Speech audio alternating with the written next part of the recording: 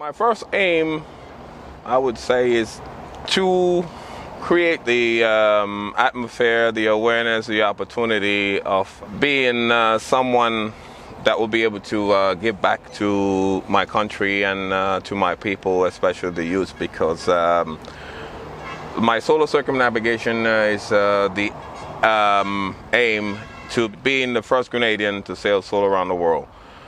Which I achieved in 2006, and I was awarded. I got the Cameron Award, and that opened the window of opportunity to do it again, but go for greater, which is transatlantic solar circumnavigation. So this is what it is, and the end goal from everything, all my sailing, is to set up a sailing school workshop to work with the underprivileged and youths holistically, and adults likewise, as the average Grenadian will know or should know what it is like in terms of the marine sector, the opportunities that are there, and the privileges that are not there.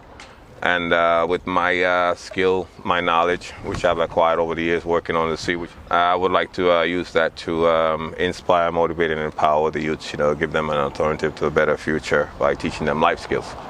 The greater part of it is when I knew I was going to be sailing back, I was like, okay, I'll be achieving something great again through it all.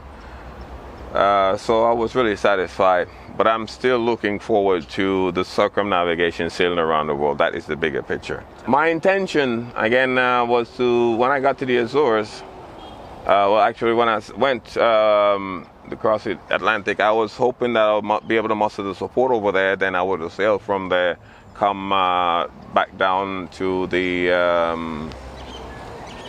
back to Grenada, then the Panama Canal, the Pacific, the Indian Ocean, China Seas, the Suez Canal, and to Gibraltar and back to the UK.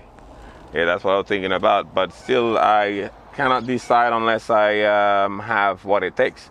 Now, if I get all the supports in the Caribbean, then I'll be doing the same route through the Panama Canal. I met the gentleman, the first Azorian to sail solo around the world, Genuino Madruga, and he's number 10 to ever sail from east to west, going around the world. And I thought, well, okay, I can be number 11. I still have that in mind. It all depends on how it works out.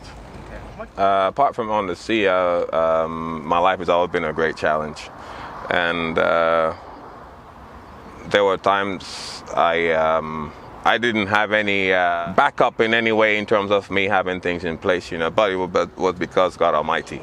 But it's because I was blessed with the ability to learn, to be a fast learner, to adapt, and to survive in life. That is all what led to me having the experience and the knowledge that I can be able to do this sort of trip. But at the same time, I'm the sort of guy that you never tell that nothing cannot happen or this is impossible. Ever since I know myself, I always believe that anything is possible, and I would always encourage anyone